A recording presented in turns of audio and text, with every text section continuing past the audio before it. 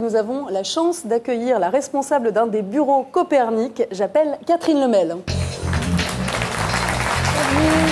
Bienvenue, asseyez-vous. Un micro. Bonjour Catherine. Bonjour Gaëlle. Ça va bien ? Très bien, merci. Alors soyez la bienvenue sur ce plateau.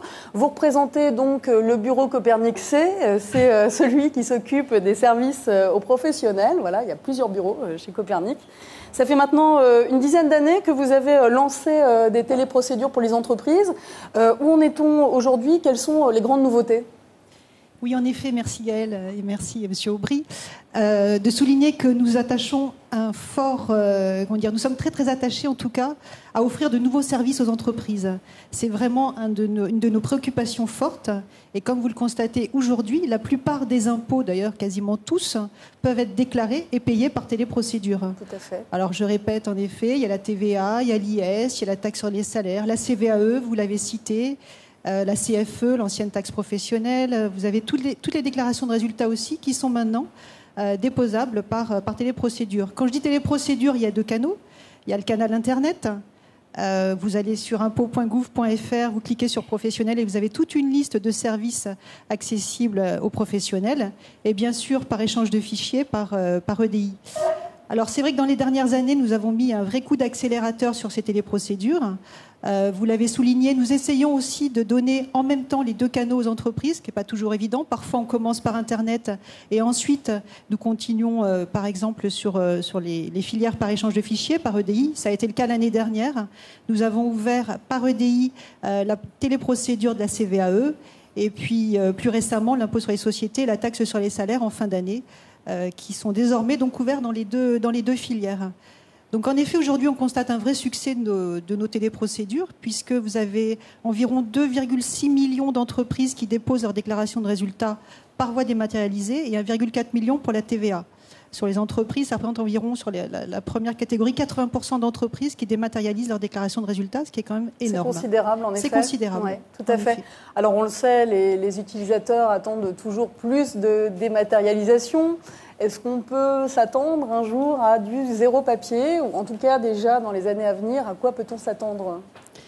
Alors, je vais vous annoncer le court terme et le plus long terme, parce qu'en effet, le zéro papier, nous y arrivons très très vite.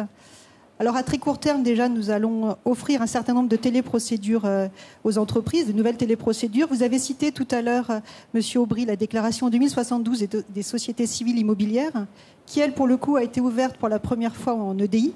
Et nous allons l'ouvrir cette fois-ci par Internet l'année prochaine, en tout cas.